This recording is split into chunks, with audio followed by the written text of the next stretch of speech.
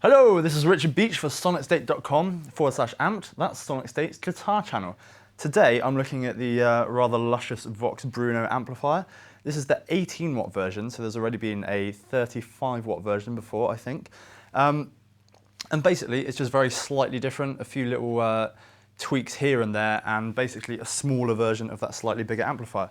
So you can see that it has Bruno, and that is to do with Tony Bruno, the boutique amp designer. And this guy is responsible for some of the most lauded amplifiers in the business, and he's teamed up with Vox to try and bring you something that is kind of close to what he's done before. This amplifier in particular, the 18 watt version, is quite similar to the Tweedy Pie that he does in his range. So you can expect basically some American classic kind of like country and blues sounds in there. And obviously the interesting thing is that is teamed up with Vox, who are a classic British company. So what you have is a blend of British sounds and American sounds.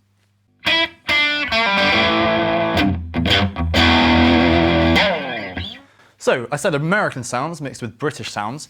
Basically, this is kind of like, if you imagine a Vox AC30, that classic Vox sound, you've kind of got that sort of thing, but like I said, it's blended with an American sound as well. So if you think something like a Fender Tweed crossed with one of the British amps from the same era, and that's kind of close to what you're getting at with this amplifier. And a few variations on that as well that are thrown in there by Tony Bruno, just to kind of make the amp a bit more modern and a bit more exciting. So if we go through the top panel, I'll show you quite how simple it is. You've just got your volume, which is basically your preamp gain, and you've got treble, mid and bass, 3-band EQ, really simple. Reverb, which isn't actually a spring reverb like it is on the bigger brother version of these amps, but it's still a nice sounding reverb all the same. And you've got your master volume, which is basically how much power you're driving into the power valves. And then you've got the dark mode, which cuts out some of the high end, might be good for some more modern American style sounds.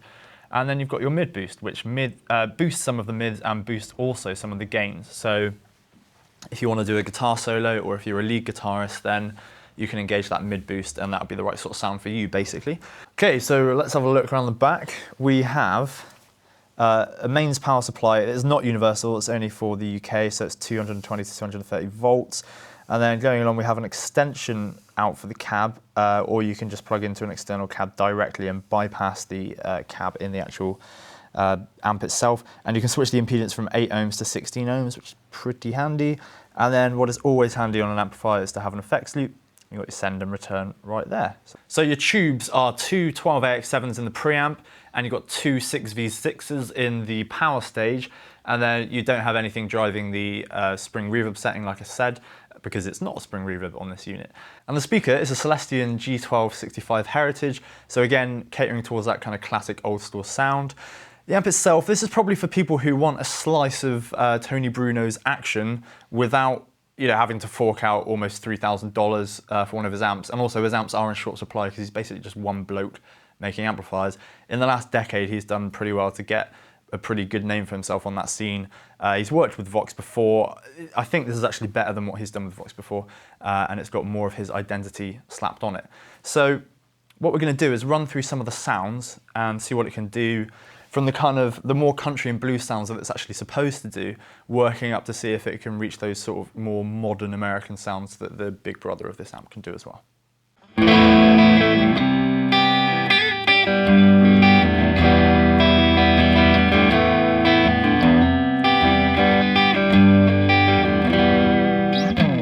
Okay, so we're on a clean sound at the moment, kind of demonstrating the Vox heritage of the amp. I'm playing through my Taylor, which is basically sort of like a Strat sound. It's got 3 single coils in there, custom made by Taylor as part of their solid body configurator thing online, which is really cool. You can go on there and build your own guitar.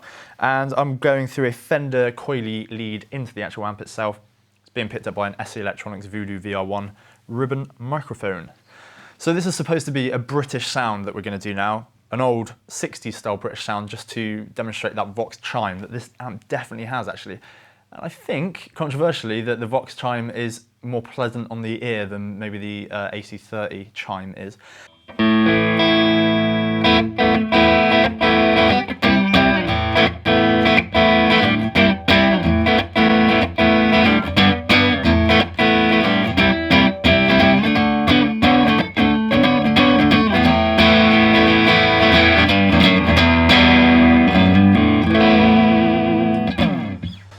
So that was what most of the British people were doing in the 60s, emulating older American sounds. Let's give it a bit more drive as well. But before we do that, actually, I changed my mind. Let's put some reverb on there because it sounds pretty nice on the clean, and just show you what the tail of the reverb is like. Yeah.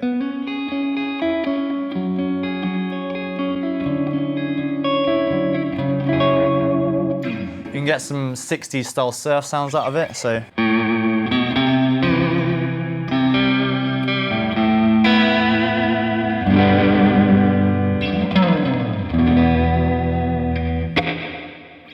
It's really nice, it's a good sound. So let's go a little bit more crunchy and go from one side of the Atlantic over to the other with the twist of a knob.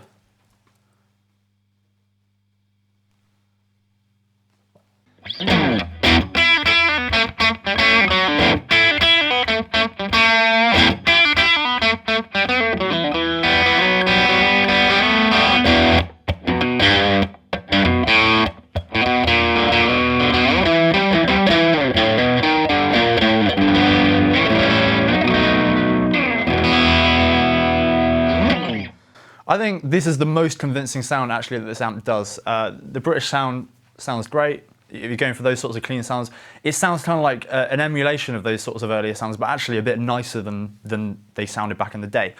The American sound, so emulating the old Tweed amps, stuff like that, then it actually, for my money, sounds pretty authentic, and that probably has something to do with Mr. Bruno himself. So if you're going for that kind of, I guess, Jack White sound, maybe you're going for the sound of bands like the Rolling Stones and you want just a really cool rock and roll sound, then this does that kind of thing.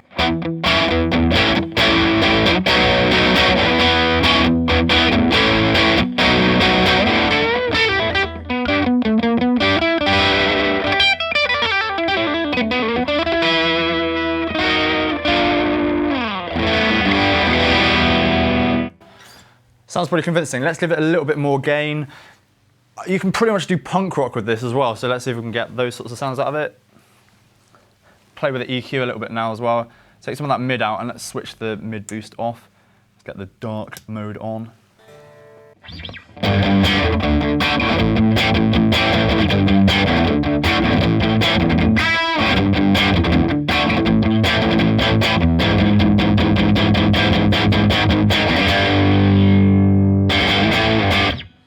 Again, pretty authentic punk rock style sound.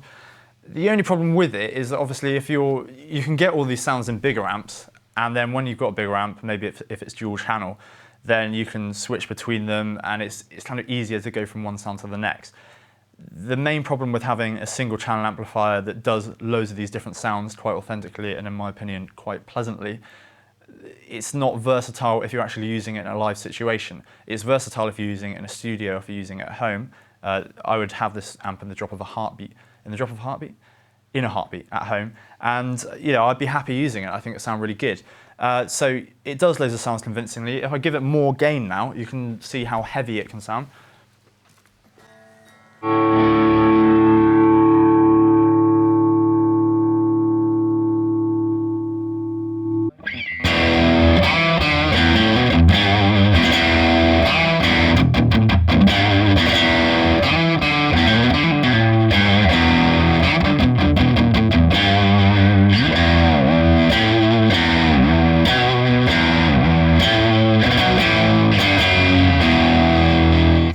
So it's kind of more heavy rock than heavy metal, but for the amp it is, you can still get pretty heavy sounds out of it. Bear in mind, I'm also just using single coils on a guitar that's basically supposed to be a Strat, and that's a pleasant sound. It doesn't sound muddy. It's breaking out quite nicely. It still sounds like maybe the heavy metal sound you might have got 30 or 40 years ago when that scene was just emerging. So let's try and do more lead stuff on that sort of setting.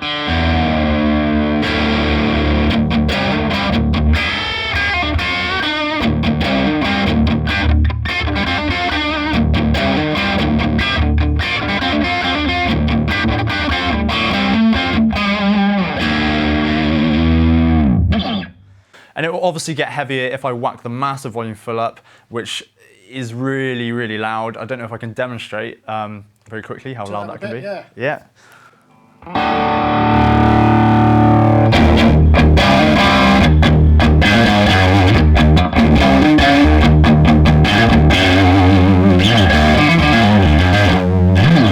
So really, really loud. It's actually shaking the room. And if I was wearing dentures, they probably would have fallen out by now. So we got a couple of questions from our Facebook page. People wanting to know what the amp can do. Mr. Havor Ivanov, and I hope I pronounced your name correctly, wants to know if it could take a baritone guitar very well on a clean setting, which we don't actually have in the office, but I have dropped it down to a B tuning so you can hear what it sounds like on a clean mode with a bit of reverb and just playing a kind of nice little clean sound.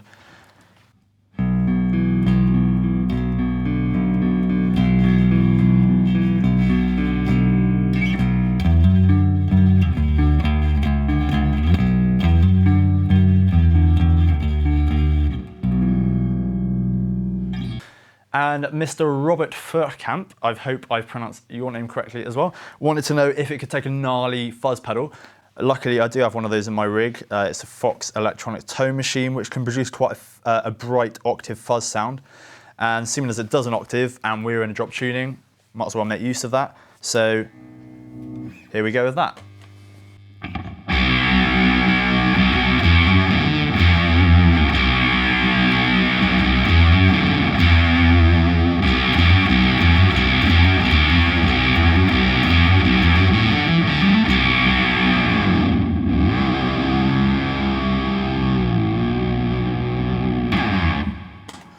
Sounds really great, actually. So yeah, basically it can take a fuzz pedal in front of it. It takes drop tunings pretty nicely. And yeah, I imagine that if you want to put some heavy gain distortion pedals in front of it as well, it would cope. If it copes with that, then it will probably cope with that sort of thing as well.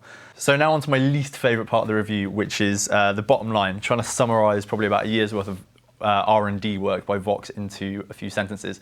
I'll start with the price, which in the UK is about £750, in the US about $1,000. Online, you can find it for a lot cheaper than that, about £500 in the UK, about $750 in the US on multiple websites. That is a really, really good deal for the actual amplifier you're getting. But what you do have to bear in mind is, even though this is designed by not only a great amplification company in Vox, but also a boutique amp designer, it's not actually built by a boutique amp designer, so it's not hand-built, it's built in a factory in China. The sound of it, the build quality is really great, but you just have to bear in mind you're not getting a hand-built boutique amplifier. But it's a good alternative to that. And in my opinion, for those sorts of prices online, what you're getting is a great sounding amp, you make an instant connection with it. The only problem is just the lack of versatility if you're taking it live. You're going to need a pedal board if you want a load of different sounds. It's not the most versatile amp. If you want something where you can find your signature sound, stick to it and think this is a really nice sounding amp, I can go out and play with this and I'll be proud of my sound, then this little baby is going to do you some good.